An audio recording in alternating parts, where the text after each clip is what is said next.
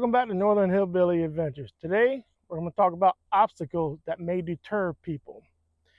When you're trying to find a new spot to deer hunt, pig hunt, turkey hunt, whatever, a lot of times you're going to run into things such as this ditch right here. Now, when it rains here, this ditch will flood and it'll get as high as this bridge here. But I found a spot back here that's a fabulous spot. It's just a ton of deer sign, and I need to get back here. A lot of times people will come across ditches or a fence line that's inside the property or something like that, and they'll just give up. And where in reality, all you got to do is a little bit of work. As you can see here, this isn't pretty at all. Now, for y'all that they're saying, oh, it looks like crap, I admit it, it looks like crap. However, I don't care, because the only people that are going to see this is me and the animals that live in the woods. That being said, I used to build homes for a living, so I know what I'm doing. However, I don't care about looks when it comes to things like this. All I care about is functionality. Every time this rains, this floods. And then I have to wade through 2.5 feet of water. It goes up over my boots.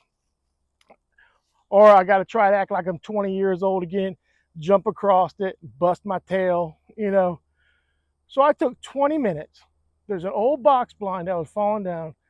I took the legs off of it, 3 4x4 legs.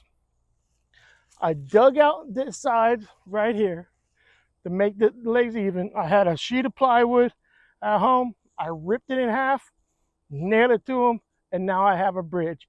Now this is no longer an obstacle for me to get where I need to get to try to bag that buck of a lifetime. So my tip to you is do the work. It doesn't have to be pretty. It only has to be functionality. The functional objects that you can build up and over the fences, over ditches, whatever it is, don't be scared to do it. It can mean the difference between a big buck or not even putting a tag on a deer. It took me 20 minutes to build this. Again, I know it's ugly, but do it. Put the time in. Like I tell y'all in every single video, you always get out of it what you're willing to put in it. I took 20 minutes to do this, and that 20 minutes may allow me to put a tag on a monster buck this year. So I hope this helps you out. Don't be afraid of the obstacles.